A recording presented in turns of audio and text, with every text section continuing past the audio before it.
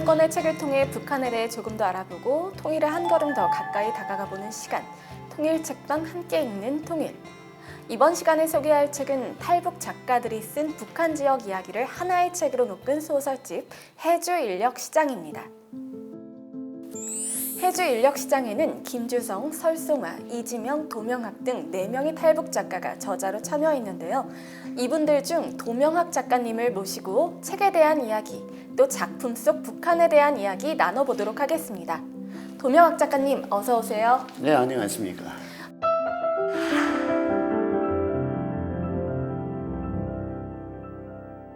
이 해주인력시장 어떤 책인지 직접 소개 좀 부탁드립니다. 네, 이 책은 서울대학교의 한국어 문학연구소 거기에서 프로젝트로 그렇게 해서 이 책을 기획을 해서 거기에 참여하게 됐는데 이제 올해도 또 하나 프로젝트가 있어가지고 곧 나올 겁니다. 바쁘시겠네요. 네. 이 해주인력시장에 참여하신 나머지 3분의 작가분들 소개 좀 부탁드릴게요. 네, 먼저 이지명 작가가 있습니다. 이지명 작가는 탈북 과정에 또 이분은 중국에 체류하는 동안에 장편 소설을 하나 썼습니다. 네. 장편 소설을 하나 써가지고 한국에 인편으로 해가지고 그분이 여기를 한국에 도착하기 전에 이미 책은 나왔습니다. 네. 그래갖고 나와서 한국에 와가지고 이제 또 창작을 지금도 계속 하고 있고요. 네. 네. 그렇게 하고 이제 한 분은 또 김주성이라고 있습니다. 김주성 작가라고 있는데 남쪽에 내려와서 한동안은 창작을 하지 않다가 그러다가 2012년에 국제 팬클럽 망명북한 팬센터라는 게 생겨나면서 그때부터 이제 소설 창작을 하고 있습니다. 네. 설송아 작가님. 네, 설송아 작가는 본격적인 문학 역시 그분도 이제 역시 국제 팬클럽이 조직되면서 그때부터 이제 말하자면 처음으로 쓰기 시작했죠. 그러다가 이제 많이 성장을 해서 얼마 전에도 아주 좀 인기를 모으는 장편이 하나 나감으로써 큰 행사도 있었습니다. 그래서 이젠 당당하게 대한민국의 작가로 자리매김을 한 상태죠. 네. 작가님의 작품들 중에 작가님의 운명을 바꾼 작품이라고 할까요? 곱사등이들의 나라라는 시가 있잖아요. 네. 어떤 사연을 갖고 있는 작품일까요? 그 작품은 사실은 북한사에 절대 발표될 수도 없는 성격의 작품이죠. 말하자면 반체제 작품이죠. 그걸 발표할 수 없는 걸 제가 몰라서 썼겠습니까? 하도 쓰고 싶은 글을 마음대로 쓸 수 없고 현실과 괴리된 내용만 계속 쓰는 이것에 환멸이 나고 그게 또 얼마나 힘든지 모릅니다. 그게 화근이 돼가지고 결국은 정치범으로 잡혀가는 데까지 이르는 정도로. 그러니까 그게 이제 그리고 추록 후에는 결국 대한민국에 오게 됐고, 그러니까 일생을 완전히 그걸 계기로 해서 완전히 바꿔버린 그런 작품이라고 할 수 있죠. 네.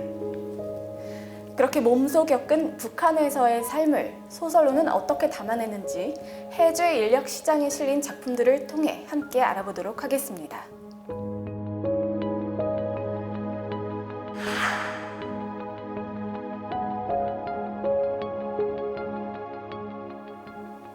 해주인력시장에 실린 4편의 작품 중 먼저 김주성 작가의 조개전쟁부터 알아볼까요?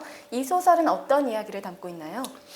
그 소설가 황해도 서해를 끼고 있지 않습니까? 서해가 이제 조개 양식으로 많이 활용됩니다. 네. 갯벌이 많고 뭐 여러 가지 조건이 돼서 그 조개를 키워서 큰 돈벌이가 되자 좀 머리가 좀 똑똑하다는 사람들이 다 눈을 돌리는 그 가운데 이제 주인공도 역시 한몫 잡아보려고 거기 이제 투자를 하는 거죠. 없는 돈도 막 어디가 막 빌려가지고 전 재산 털어서 뭐 그 하면 이제 몇 배 이득이 나니까.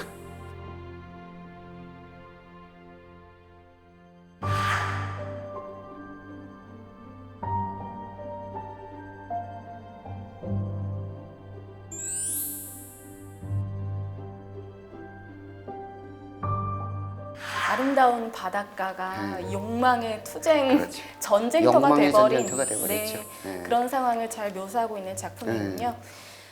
이 소설에서도 이 고난의 행군 이후 아름답고 평화로웠던 서해 바다가 이 외화벌이를 위한 전쟁터로 바뀌게 됐다고 묘사하고 있는데요. 고난의 행군 이후 북한 사회의 가장 큰 변화는 무엇일까요? 가장 큰 변화는 크게 두 가지로 볼 수 있습니다. 이제 더 이상 당과 국가는 우리의 생명을 책임져 줄 수 없다는, 이제 우리 살 길은 각자가 자기 손으로 찾아야 된다는 의식. 그래서 그런 말이 있습니다. 우리는 낮에는 사회주의를 하고 밤에는 자본주의를 한다. 네. 그런 이야기가 있어요. 그게 가장 큰 첫 번째 변화겠습니다. 그다음 두 번째 변화라고 생각할 때는 이제 더 이상 같은 동족이 사는 이남을 아주 거지띠가 욱실거리는 그렇게 교육을 받았는데 그런 사회가 아니라는 것도 인식을 하게 되고, 특히 북한의 엘리트 계층 중에 그 누구도 개혁, 개방이 나라를 발전시킬 수 있는 길이라는 걸 부인하는 사람이 없을 정도로 의식이 바뀌었다는 거.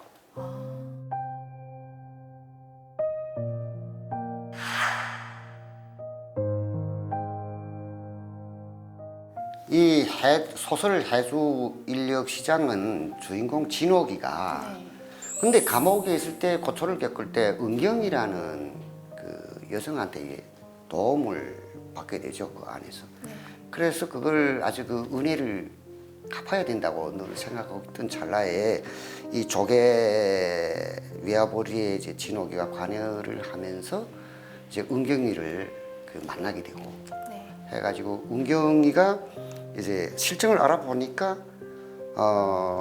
그 외화벌이 과정에 여성들이 그 당하는 성적으로나 금전적으로나 노동에 대한 착취 무슨 여러 가지들 당하는 걸 이렇게 보게 되는 거죠.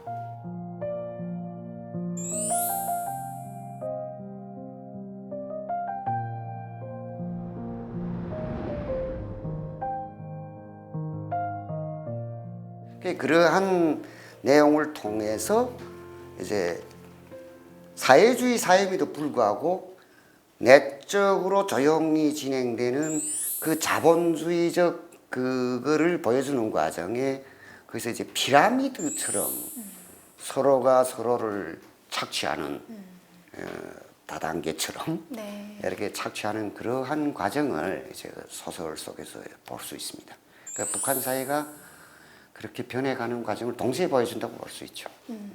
그런 메시지는 비단 북한 사회에만 국한되는 게 아니라 인간이 물질화되고 도구화되는 이 자본주의 시대 전체에 던지는 메시지가 아닐까 그렇죠. 싶습니다. 그게 물론 북한 내에만 그런 거 아니고 자본주의 그런 경우가 많죠. 현대 자본주의에도 그 있는데요. 여러 가지 규제가 있음에도 불구하고. 그런데 북한엔 좀 더 심각하다고 볼 수 있습니다. 그게 왜냐하면 저기는 사회주의다 보니까 자본주의에 대해서 논하는 법조항이 조금 더 없거든요. 그렇죠. 없으니까 내적으로 자연 발생적으로 돌아가는 이 자본주의는 정글 자본주의예요. 그냥 정글이죠. 야득강식 그게 그대로 적용되는 것이 북한 내의 비공식 자본주의 세상. 그래서 약한 사람은 더 힘듭니다.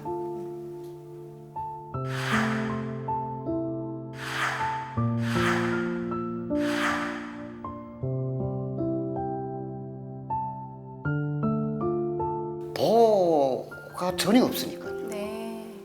안전망이 존재하지 않기 때문이죠. 그거를 호소하거나 경찰, 뭐 법원 이런 데 어떻게 제소해서 좀 구해줄 걸 말하는 것 자체가 정당성이 없습니다. 왜 자본주의 사회도 아닌데 자본주의적 방법으로 돈 벌려다니까 돈에 눈이 어두웠으니까 그런 걸 당하지. 그게 가담한 너부터 감옥 가. 안 보내는 것만 해도 다행인 줄 알아. 할 말이 없어요. 그러니까 더 어려운 거예요.